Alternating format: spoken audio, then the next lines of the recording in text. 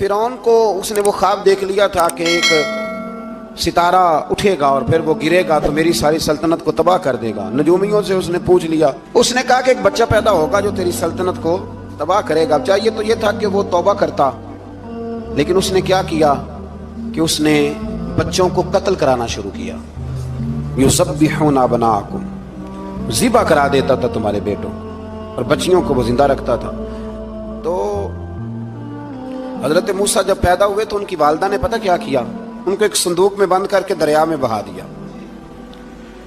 اب دریا میں بہتے جا رہے ہیں تو ماں تھی تو پریشان بھی ہو گئی، ان کی ہمشیرہ کو کہنے لگی ذرا دھیان رکھنا کدھر جاتے ہیں۔ حضرت موسیٰ علیہ السلام دریا میں بہتے بہتے نا فرعون نے نا دریا کے کنارے مکان بنایا ہوا تھا۔ آپ کو پتہ ہے بادشاہوں کا ذوق ہوتا ہے، آج کل ہمارے جو حکمران ہیں انہوں نے اس کا نام فارم ہاؤس رکھا ہوا ہے، میرا فارم ہاؤس، اور پرانے زمانے میں لوگ ڈیرا کہتے تھے۔ تو اس نے بھی اس طرح کا فارم ہاؤس بنایا ہوا تھا۔ وہاں پہ حضرت موسیٰ علیہ السلام تیرتے ہوئے تابوت کے اندر صندوق کے اندر جا رہے ہیں۔ فرعون اور ان کی بیوی حضرت آسیہ بے اولاد تھی، بڑی تڑپ تھی بیٹے کی، وہ بھی وہاں کھڑی تھی۔ صندوق تیرتا ہوا آیا تو فرعون نے کہا کہ جاؤ پکڑ کے لاؤ دیکھو کیا ہے۔ جب وہ لے کے آئے نا تو آپ کی ہمشیرہ جو نگرانی کر رہی تھی پریشان ہوگی کہ یہ تو اس کے ہاتھ لگ گئے، یہ تو اب مار ڈالے گا۔ لیکن جب خوبصورت اور چمکتا ہوا بچہ دیکھا تو بی بی آسیہ کہنے لگی یہ بنی اسرائیل کا ہے ہی نہیں، یہ تو پتہ نہیں کہاں سے بہتا ہوا یہاں آ گیا ہے، تو ایسے ہی چھوڑ، یہ پتہ نہیں کہاں سے، رکھ نہ لیں۔ تو حضرت موسیٰ علیہ السلام وہ کہنے لگا نہیں انہی کے ہیں، موسیٰ علیہ السلام اسی کے ہیں۔ تو آسیہ کہنے لگی تیرے تو سر پہ نا بس بھوت ہی سوار ہو گیا، ہر وقت وہی لوگ تجھے یاد رہتے ہیں، یہ پتہ نہیں کہاں سے بہ کے آیا۔ اب رکھ لیا، مان گیا فرعون۔ آپ فرعون کے گھر میں جو اس لیے بچے مروا رہا تھا کہ میری سلطنت حضرت موسیٰ پیدا نہ ہو جائیں، تو اسی کے گھر میں پرورش پانے لگے، اسی کے گھر میں۔ اب عورتیں منگائیں گئی دودھ پلانے کے لیے، تو حضرت موسیٰ علیہ السلام کسی بی بی کا دودھ نہیں پیتے، تو آپ کی ہمشیرہ نہ وہیں دائیں بائیں گھومتی رہتی۔ تو کہنے لگی جناب آسیہ سے کہ میں ایک بی بی کو جانتی ہوں، بڑی صاف ستھری ہے، مجھے امید ہے یہ بچہ اس کا دودھ پیے گا۔ تو فرعون کہنے لگا دوڑ کے لا، تو وہ اپنی والدہ کو لے کے آئیں تو حضرت موسیٰ نے فوراً دودھ پینا شروع کر دیا۔ فرعون کو پھر تھوڑا شک ہوا۔ ایک روایت یوں بھی لکھی ہے بعض لوگوں نے کہ فرعون ایک دن اٹھایا ہوا تھا حضرت موسیٰ کی، ابھی تھوڑی سی عمر تھی، تو آپ نے اس کی داڑھی پکڑ کے تو ایک گھونسا دے مارا، جلالی تو شروع سے ہے نا۔ تو کہنے لگا آسیہ تو مان نہ مان یہ بچہ وہی ہے۔ تو حضرت بی بی آسیہ کہنے لگی کہ تجھے غلط فہمی ہے، یہ وہ نہیں ہے۔ اس نے کہا دیکھو نا یہ تو اٹھاتی ہے تو پیار کرتا ہے، اور میرے جب قریب آتا ہے تو اس کے لب و لہجے میں تلخی محسوس کرتا ہوں۔ اس نے کہا بچوں کو کیا پتا۔ خیر ایک طرف اس نے کھانے پینے کی چیزیں رکھ دی، ایک طرف انگارے رکھ دیے۔ وہ بھی حضرت آسیہ کہتی ہیں کہ تجھے سمجھ آئے بچے بچے ہوتے ہیں، حضرت موسیٰ بچے تو تھے پر تھے تو اللہ کے نبی نا، اللہ کے نبی تھے۔ جب اس نے کہا نا یہ بچے ہیں، تو حضرت موسیٰ علیہ السلام بجائے انگاروں کی طرف جانے کے نبی تھے، وہ سیدھے کھانے پینے والی چیزوں کی طرف بڑھنے لگے۔ فرعون کہنے لگا اب بتا۔ اللہ تعالیٰ نے حضرت جبریل کو بھیجا، انہوں نے کہا ادھر نہیں جانا آپ ادھر جائیے۔ تو آپ آگ کی طرف گئے اور ایک کوئلہ اٹھا کے زبان پہ رکھ لیا۔ تو آسیہ کہنے لگی سمجھ آئی، بچے کو کیا پتا کدھر جانا ہے کدھر نہیں جانا، اگر وہ اتنا ہی خیال ہوتا وہی بچہ ہوتا تو آگ۔ اور بعض مفسرین نے لکھا ہے یہ جو حضرت موسیٰ دعا مانگتے تھے نا رب اشرح لی صدری ویسر لی امری، یہ وہ آگ کا انگارہ جب کوئلہ منہ میں رکھا تھا نا تو اس کی وجہ سے زبان میں کچھ لکنت آ گئی، تو آپ دعا کرتے تھے کہ یا اللہ میری زبان کی وہ بند گرا کھول دے تاکہ میں کھل کے فرعون کے سامنے بات کر سکوں۔ وہیں حضرت موسیٰ پلنے لگے، پلے وہیں جوان ہوئے، وہیں اللہ نے ساری دولتیں دی، بہن بھی ملی، ماں بھی ملی، اور سارے عزیزوں کا پیار بھی ملا۔ اسی گھر کے اندر اللہ نے پرورش کر کے فرعون کے ظلم سے بنی اسرائیل کو نجات عطا فرمائی۔ موسیٰ بھی فرعون کے گھر میں پلنے لگے، اور جب جوان ہو گئے ان کے ہاں جو ظلم ہوتا تھا حضرت موسیٰ اس پر بول پڑتے تھے، جلال فرماتے۔ تو فرعون پھر ناراض رہنے لگا، یہاں تک کہ اس نے آپ کو نکال دیا، آپ تشریف لے گئے وہاں سے۔ تو حضرت موسیٰ ایک دن شام کے وقت دوبارہ آئے بستی میں، لوگ سوئے ہوئے تھے، تو دو آدمی، ایک بنی اسرائیل میں سے اور ایک فرعون کی اپنی قوم میں سے، وہ دونوں آپس میں جھگڑ رہے تھے۔ لیکن وہ جو حضرت موسیٰ کی بنی اسرائیل کی قوم کا شخص تھا اس پر وہ قبطی، وہ جو فرعون کے قریبی لوگوں میں سے تھا، وہ ظلم کر رہا تھا اور بوجھ اٹھانے کی بات کر رہا تھا۔ حضرت موسیٰ کو پکارا کہ یہ دیکھے میرے ساتھ کس طرح کی بات کر رہا ہے، تو حضرت موسیٰ کا ارادہ بھی نہیں تھا، آپ نے بس اس کو سمجھایا، پر کچھ لوگوں کو سمجھ، تو حضرت موسیٰ نے پھر ایک مکہ مارا، ایک گھونسا مارا، صرف ایک ہی۔ یہ کئی تگڑے اور دلیر اس طرح کے بھی ہوتے ہیں کہ گھونسا ایک بھی برداشت نہیں کرتے، وہ ایک مارا، آدمی دھڑام سے زمین پہ گرا اور ماری گیا۔ حضرت موسیٰ کا ارادہ نہیں تھا لیکن وہ مر گیا۔ حضرت موسیٰ علیہ السلام نے اس بات پر اپنے رب سے استغفار بھی فرمائی، قرآن کہتا ہے کہ انہوں نے معافی چاہی کہ اللہ میرا ارادہ نہیں تھا۔ بہرحال اگلے دن نا حضرت موسیٰ دوبارہ آئے، سنا کرتے تھے نا ہم کہ بیوقوف دوست سے عقل مند دشمن بہتر ہوتا ہے، وہ کم از کم دشمنی تو عقل مندی سے کرتا ہے نا، لیکن جو بیوقوف دوست ہو بیوقوفی۔ حضرت موسیٰ دوبارہ آئے تو وہ بنی اسرائیلی اگلے دن کسی اور سے جھگڑا کر رہا تھا، پھر اس نے مدد کے لیے پکارا تو حضرت موسیٰ کہنے لگے مجھے لگتا یہ ہے کہ تیری عادت ہے، خود بڑا جھگڑالو ہے، تو نے روز نیا جھگڑا شروع کیا ہوتا ہے۔ حضرت موسیٰ جب اس کی طرف بڑھے نہ ڈانٹنے کے لیے تو اس نے شور کرنا شروع کر دیا، کہنے لگتا ہے جس طرح آپ نے اسے کل قتل کیا تھا مجھے بھی قتل ہی کریں گے۔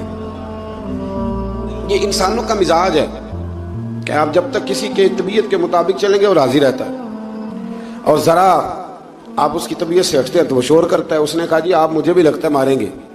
حضرت موسیٰ کلیم اللہ علی نبینا علیہ السلام کے بارے میں جب اس نے شور کیا تو بات پھر فرعون کے دربار تک گئی، وہ تو پہلے ہی بہانہ تلاش کر رہا تھا۔ اس نے کہا ڈھونڈو پکڑو اور معاذ اللہ شہید کریں گے۔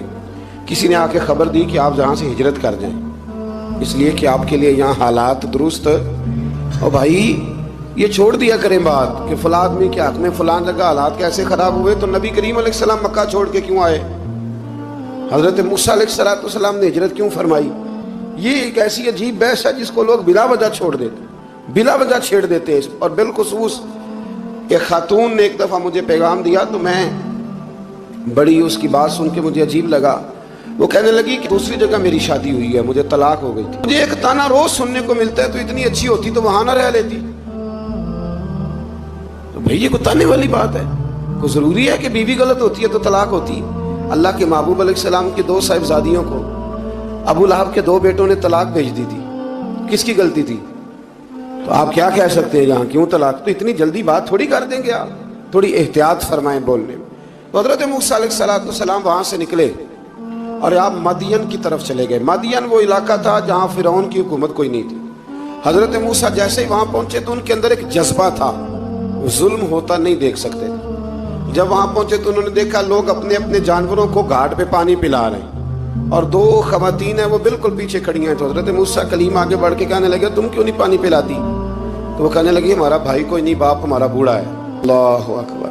مجبوری یہ ہے، ہم ہیں بھی پردہ دار گھرانے کی، مجبوری ہماری یہ ہے کہ جب تک یہ سارے لوگ پانی پلا نہیں لیں گے اتنی دیر تک ہماری باری نہیں آئے گی۔ تو حضرت موسیٰ کلیم اللہ علیہ السلام فرمانے لگے اچھا یہ بات ہے تو جانور مجھے دو۔ وہ یہ رہا تھا کہ چونکہ مرد پانی پلا رہے تھے تو اور جتنے بھی مرد آتے جاتے تھے وہ گھستے جاتے تھے اور عورتیں بیچاری کھڑی تھیں۔ حضرت موسیٰ جھٹ سے آگے بڑھے، پیچھے ہٹو، ان 2 خواتین پاک باز عورتوں کے جانوروں کو پانی پلایا، اور پھر آپ دوبارہ وہیں بیٹھ گئے۔ وہ بیبیاں جلدی جلدی گھر گئیں، جا کے اپنے والد سے کہنے لگی ابا جی کمال ہو گیا، اس بستی میں ایک ایسا آدمی ملا ہے جو عورتوں کی طرف دیکھتا ہے تو نیکی کرنے کے لیے آگے بڑھتا ہے، جو مجبور اور بے کس کے لیے اچھے جذبات رکھتا ہے۔ فرمایا جلدی لاؤ۔ کچھ مفسرین اور طرف بھی گئے ہیں لیکن جمہور نے لکھا ہے کہ وہ حضرت شعیب علیہ السلام تھے۔ حضرت شعیب نے گھر بلایا، اپنی ایک بیٹی کو بھیجا، فرمایا بیٹے بلا کے لاؤ۔ وہ جب گھر آئے تو آپ فرمانے لگے آپ میرے ساتھ اجرت طے کر لیں، 8 سال یا 10 سال آپ میری بکریوں کو چرائیں، میرے گھر میں رہیں۔ اور پھر فوراً ہی فرمانے لگے اگر آپ ہمارے گھر میں رہیں گے، دیکھ بھال کریں گے تو میں اپنی ایک بیٹی کا نکاح بھی آپ کے ساتھ کر دوں گا۔ تو 8 سے 10 سال حضرت موسیٰ نے وہاں قیام فرمایا، اور پھر جب آپ کا نکاح ہو گیا تو آپ اپنی بیوی کو لے کے مصر کی جانب جا رہے تھے، تو رستے میں نا ٹھنڈ زیادہ ہو گئی، تو اپنی زوجہ سے کہنے لگے وہاں آگ جل رہی ہے، میں تیرے لیے آگ لے کے آتا ہوں تاکہ تو تاپ سکے، گرمی حاصل کر سکے۔ وہاں گئے تو درخت سے آواز آئی موسیٰ میں تیرا رب ہوں، درخت سے آواز آئی موسیٰ میں تیرا رب ہوں۔ اور حضرت موسیٰ کلیم اللہ کو وہاں وہی آنی شروع ہوئی، وہیں اللہ تعالیٰ نے انہیں وہ عصا عطا فرمایا جو پھر بعد میں اژدہا بنتا تھا۔ رب کریم نے وہیں حضرت موسیٰ کلیم کو وہیں ید بیضا عطا فرمایا. اپنا ہاتھ گریبان میں ڈال کے نکالتے تھے تو چاند اور سورج کی طرح روشنی دیا کرتا تھا. ید بیضا لیے بیٹھے ہیں اپنی. میں کبھی کبھی کہا کرتا ہوں کہ مولا کے دینے کے انداز بڑے انوکھے ہیں. بھائی یوسف کو کنویں میں پھینکتے تو اللہ مصر کا حکمران بنا دیتا. تو پھر حضرت موسیٰ وہاں سے واپس آئے اور آ کر کے آپ نے دوبارہ وہ سارا نظام زندگی شروع فرمایا. موسیٰ علیہ السلام نے ان کو دعوت حق دی اور کہا کہ میں تمہارے پاس واضح نشانیاں لایا ہوں، بنی اسرائیل کو میرے ساتھ بھیج دو. فرعون نے معجزات پیش کرنے کے لیے کہا تو حضرت موسیٰ علیہ السلام نے اپنا عصا زمین پہ ڈالا، اپنا عصا، اپنی چھڑی، اپنا ڈنڈا زمین پہ ڈالا تو وہ ایک واضح اژدہا بن گیا. پھر حضرت سیدنا موسیٰ علیہ السلام نے اپنا ہاتھ گریبان سے نکالا تو وہ دیکھنے والوں کے لیے روشن ہو گیا، ہاتھ کے اندر نور پیدا ہو گیا. ید بیضا لیے بیٹھے ہیں اپنی آستینوں میں. فرعون کے سرداروں نے حق کو قبول کرنے کی بجائے اسے جادو قرار دے دیا اور کہا کہ یہ تمہیں اپنے ملک سے نکالنا چاہتا ہے. انہوں نے کہا اس معاملے کو ذرا ڈھیل دو اور جادوگروں کو جمع کرو. جادوگر آئے. انہوں نے فرعون سے کہا کہ ہم حضرت موسیٰ کے مقابلے میں جادو تو دکھائیں گے معاذ اللہ، لیکن اگر ہم غالب آ گئے تو پھر ہمارا انعام کیا ہوگا؟ سودا پہلے طے کرنا ہے، کیا انعام ملے گا؟ اس نے کہا کہ اگر تم غالب آ گئے تو میں تمہیں اپنا قریبی بنا لوں گا. بادشاہوں کا قریبی ہونا بھی تو بڑی بات ہے نا. لوگ بڑے پاپڑ بیلتے ہیں قریبی ہونے کے لیے، اور یہ جو قریبی ہوتے ہیں نا، بالخصوص جو بادشاہوں کے قریبی ہوتے ہیں، بادشاہوں کی تباہی کا سبب بھی یہی لوگ ہی بنتے ہیں. یہ ان کو روز خبر دیتے ہیں کہ سب اچھا ہے، سب اچھا ہے. اور دنیا کے زیادہ تر حکمران انہی لوگوں کی وجہ سے تباہ ہوتے ہیں کیونکہ ان کا خود عوام سے رابطہ نہیں رہتا. اگر وہ خود عوام کے ساتھ ڈائریکٹ رابطہ کریں تو شاید انہیں اچھی اور صاف ستھری چیزیں سمجھنے کو مل جائیں. خیر، جادوگروں نے جب کہا ہمیں کیا لوگے تو اس نے کہا تمہیں قریبی بنا لوں گا. جادوگروں نے موسیٰ علیہ السلام سے کہا کہ آپ پہل کریں گے یا ہم پہل کریں؟ تو موسیٰ علیہ السلام نے کہا تم پہل کرو. جب جادوگروں نے اپنی رسیاں زمین پہ ڈالیں تو لوگوں کی نگاہوں کو سحر زدہ کر دیا، جادو کر دیا اور انہیں ڈروا دیا. انہوں نے کہا یہ تو بڑا جادو لے آئے. تو اللہ تعالیٰ نے حضرت موسیٰ علیہ السلام کو حکم دیا کہ آپ بھی اپنا عصا زمین پہ ڈالیں. ان کی رسیاں سانپ بن گئی تھی نا، دراصل وہ سانپ بنی نہیں تھی، لوگوں کی آنکھوں پر جادو ہو گیا تھا، انہیں سانپ نظر آ رہا تھا. فرمایا آپ بھی اپنا عصا زمین پہ ڈالیں. وہ عصا سانپ بنا اور جادوگروں کی ساری چیزوں کو نگل ہی گیا. ان کی بہت ساری رسیاں سانپ بنی تھی، ان کا ایک ہی عصا سانپ بنا اور سب کو نگل گیا. اس طرح کے معجزے کی حقانیت اور جادوگروں کا بطلان ثابت ہوا اور فرعونی رسوا ہو گئے. جادوگر سجدے میں گر گئے اور اللہ پر ایمان لے آئے. فرعون نے انہیں دھمکی دی کہ تم میری اجازت کے بغیر ایمان لے آئے ہو، میں تمہارے ہاتھ اور پاؤں مخالف سمت سے کاٹ دوں گا، یعنی الٹا ہاتھ کاٹ دوں گا، سیدھا پیر کاٹ دوں گا. میری بغیر اجازت ایمان لے آئے ہو، سولی پہ بھی چڑھوا دوں گا. انہوں نے کہا کہ ایمان لانے کی پاداش میں تم ہمیں سزا دینا چاہتے ہو؟ پھر انہوں نے اللہ تعالیٰ سے صبر اور استقامت کی دعا کی. اس کے بعد فرعون نے بنی اسرائیل کے بیٹوں کو قتل کرنے کی اور بیٹیوں کو زندہ چھوڑنے کا حکم دے دیا. موسیٰ علیہ السلام نے قوم کو صبر کی تلقین کی اور کہا کہ نیک انجام اہل تقویٰ کے لیے. یہاں ایک لطیف بات ہمارے صوفیاء نے بھی لکھی ہے. صوفیاء کہتے ہیں کہ فرعون نے کلمہ نہیں پڑھا اور جادوگر کلمہ پڑھ گئے. وہ کس طرح کلمہ پڑھ گئے؟ تو کہنے لگے دراصل انہوں نے آتے ہی حضرت موسیٰ کا ادب بڑا کیا تھا. تو گار حضرت موسیٰ کے مقابلے میں آ کے بھی ان سے کہتے ہیں کہ رسیاں آپ پہلے ڈالیں گے کہ ہم ڈالیں؟ آپ عصا پہلے رکھیں گے کہ ہم رکھیں؟ تو اتنا سا ادب کیا تو رب کریم نے فرمایا جو نبی کا ادب کرے وہ بے ایمان نہیں رہ سکتا. جو نبی کا ادب کرے وہ بے ایمان نہیں رہ سکتا، اور جو نبی کی بے ادبی کرے وہ ایماندار نہیں رہ سکتا. ختم ہو گئی بات. یہاں ہمارے صوفیاء نے یہ بات لکھی ہے کہ چونکہ انہوں نے آتے ہی کہا تھا کہ آپ پہلے ڈالیں گے یا ہم پہلے ڈالیں، تو حضرت موسیٰ سے انہوں نے پوچھ لیا. نبی کے پوچھے بغیر پہل نہیں کی تو اللہ نے انہیں ایمان کی دولت عطا کر. اللہ تعالیٰ نے فرعونیوں پر قحط سالی کا عذاب نازل کیا. فرعونیوں کا طریقہ یہ تھا کہ اچھائی کو اپنا کمال گردانتے تھے، کہتے تھے یہ ہماری طرف سے، اور برائی کو معاذ اللہ بدشگونی کے طور پر موسیٰ علیہ السلام کی طرف منسوب کرتے تھے. کہتے تھے معاذ اللہ آپ کی وجہ سے یہ سارا کچھ ہو رہا ہے. ہوتے ہیں نا، نہیں کہتے ہیں جب سے میں وہاں گیا ہوں تب سے. ہمارے بزرگ ایک لطیفہ بھی سنایا کرتے تھے کہ کسی زمیندار نے نماز پڑھنی شروع کی تھی تو اس کے جانور مرنے شروع ہو گئے. اب لوگ سمجھتے ہیں کہ معاذ اللہ شاید یہ کسی بزرگ کے سبب سے ایسا ہے، حالانکہ یہ تو اللہ کی طرف سے آزمائش ہوتی ہے، اس کی حکمتیں ہوتی ہیں. اللہ تبارک و تعالیٰ نے ان پر عذاب کیا نازل کیا؟ آیت نمبر 130 اور 143 کا بھی آپ سورہ اعراف کی پڑھیں تو اللہ تعالیٰ نے ان پر ٹڈیوں کا، جموں کا، مینڈکوں کا اور خون کا عذاب نازل کیا۔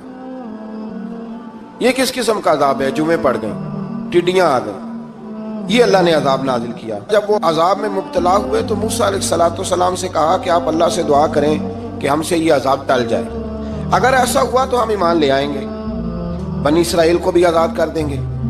لیکن موسیٰ علیہ السلام کی دعا کے نتیجے میں جب عذاب ٹل جانے کے بعد فرعونی پھر اپنے وعدے سے پھر گئے۔ بنو قریظہ والوں نے بھی کئی دفعہ حضور سے وعدے کیے پر اپنے وعدوں پر قائم۔ ایک بات آپ سے یہاں روک کے عرض کر دوں، ہم بھی کئی دفعہ کہتے ہیں ذرا بریک کبھی گاڑی کی نہیں نہ لگتی تو ہم ارادہ کرتے ہیں کہ آج سے ہی نماز شروع کر دینی، تب یہ زیادہ لیل ہوتی ہے تو ارادہ کرتے ہیں نا کہ بھائی آج کے بعد ہم نے نیک، پھر کیا ہوتا ہے شفا ہو گئی تو چھٹی ہو گئی۔ یہ طریقہ درست نہیں، یہ تو کفار کا طریقہ بیان کیا نا قرآن پاک نے۔ یہاں فرمایا جب اللہ تبارک و تعالیٰ نے انہیں نجات دے دی تو اپنے وعدے سے مکر گئے، تو پھر اللہ تبارک و تعالیٰ نے بنی اسرائیل کو سمندر پار کر کے ایسی قوم کے پاس پہنچا دیا جو بتوں کی پرستش کرتی تھی۔ وہ تو بچ گئے لیکن فرعونی سارے دریا کے اندر غرق ہو گئے۔ موسیٰ علیہ السلام سے کہنے لگے کہ ہمارے لیے بھی ایک خدا بنا دیجئے۔ حضرت موسیٰ علیہ السلام نے فرمایا بت پرستی کرنے والے جاہل ہیں۔ یہ بت پرست قوم کے پاس جب گئے نا بنی اسرائیل والے، بت پوجتے ہوئے دیکھا تو کہنے لگے ہمارے لیے بھی سامنے بنا کے رکھ دو۔ فرمایا یہ تو جاہل ہے، تم انہیں دیکھ کے اثر قبول کر رہے ہو اور اپنی جاہلیت کے باعث یہ ہلاک ہونے والے بھی ہیں۔ پھر اللہ تعالیٰ نے بنی اسرائیل پر اپنی نعمتوں کا ذکر فرمایا اور موسیٰ علیہ السلام نے اپنی قوم میں ہارون علیہ السلام کو اپنا جانشین فرمایا اور کوہ طور پر تشریف لے گئے۔ اللہ نے فرمایا وہاں آ جائیں، میں آپ کو تورات عطا کرتا ہوں۔ 40 دن کا یہ عرصہ تھا۔ موسیٰ علیہ السلام نے وہاں پہ جا کے، وہ سارا واقعہ بھی انہی آیات میں ہے کہ حضرت موسیٰ نے عرض کیا تھا کہ رب ارنی، یا اللہ میں تجھے دیکھنا چاہتا ہوں، تو فرمایا لن ترانی، تو نہیں دیکھ سکتا۔ وہ بھی یہاں اللہ نے ذکر فرمایا۔ پھر اللہ تعالیٰ نے اپنی ایک تجلی جب کوہ طور پہ ڈالی تو حضرت موسیٰ علیہ السلام تاب نہ لا سکے اور بے ہوش ہو گئے اور پہاڑ بھی ریزہ ریزہ ہو گیا۔ اس کا ذکر بھی اللہ نے انہی آیات میں فرمایا۔ آیت نمبر 144 سے 155 تک حضرت موسیٰ علیہ السلام کو رسالت عطا کرنے، کلیم اللہ کا منصب عطا کرنے، تورات عطا کرنے کا ذکر ہے۔ آگے چل کے بتایا کہ جو متکبر لوگ ہیں نا وہ آیات الہیہ سے منہ پھیرتے ہیں، اور جو لوگ اللہ کی آیات اور قیامت کو جھٹلاتے ہیں ان کے اعمال باطل ہیں۔ پھر موسیٰ علیہ السلام کے کوہ طور پر قیام کے عرصے میں بنی اسرائیل کے زیورات سے بچڑا بنا کر اسے معبود بنانے کا ذکر ہے۔ ان میں ایک جادوگر تھا سامری، سنا ہے سلالہ میں اس کی قبر ہے۔ حضرت موسیٰ کوہ طور پہ چلے گئے تو اس نے پیچھے سے نا سونے کا ایک بچڑا بنا لیا، اس میں سونے کی تاریں اس کے منہ میں لگائیں، ہوا چلتی تھی تو بجتی تھی۔ اتنے کمزور عقیدے کی یہ قوم تھی کہ انہوں نے فٹافٹ ماننا شروع کر لیا، فٹافٹ ماننا، کہنے لگے یہ ٹھیک ہے۔ چنانچہ موسیٰ علیہ السلام جب واپس آئے تو قوم پر غصے اور افسوس کا اظہار فرمایا اور کہا میرے پیچھے تم نے ایسا برا کام کیا ہے۔ انہوں نے تورات کی تختیاں بھی زمین پہ ڈالیں اور اپنے بھائی ہارون علیہ السلام کا سر پکڑ کے اس سے جواب طلبی کی۔ انہوں نے کہا اے میرے ماں جائے، بڑے خوبصورت لفظ ہے قرآن پاک، اے میرے ماں جائے، اے میرے بھائی، قوم نے مجھے بے بس کر دیا اور قریب تھا کہ یہ مجھے قتل بھی کر دیتے۔ اب آپ مجھ پر سختی کر کے دشمنوں کو ہنسنے کا موقع نہ دیں، کبھی بھی دشمنوں کو اپنے اوپر ہنسنے کا موقع نہ دینا چاہیے۔ پھر آیت نمبر 151 میں موسیٰ علیہ السلام کی دعا اور کلمات استغفار کا ذکر ہے۔ آگے چل کے بتایا کہ غصہ ٹھنڈا ہونے پر موسیٰ علیہ السلام نے تورات کی تختیوں کو اٹھایا جن کی تحریر میں اللہ سے ڈرنے والوں کے لیے ہدایت اور رحمت کی بشارت تھی۔ آیت نمبر 156 سے لے کر 158 تک میں موسیٰ علیہ السلام کی دعا کا ذکر ہے جس میں انہوں نے اپنی قوم کے لیے اللہ تعالیٰ سے دنیا اور آخرت کی بھلائی مانگی۔ اللہ تعالیٰ نے فرمایا یہ کامل نعمت میں ان لوگوں کو عطا کروں گا جو ایمان کے ساتھ تقوی بھی اختیار کریں گے، یہ انہیں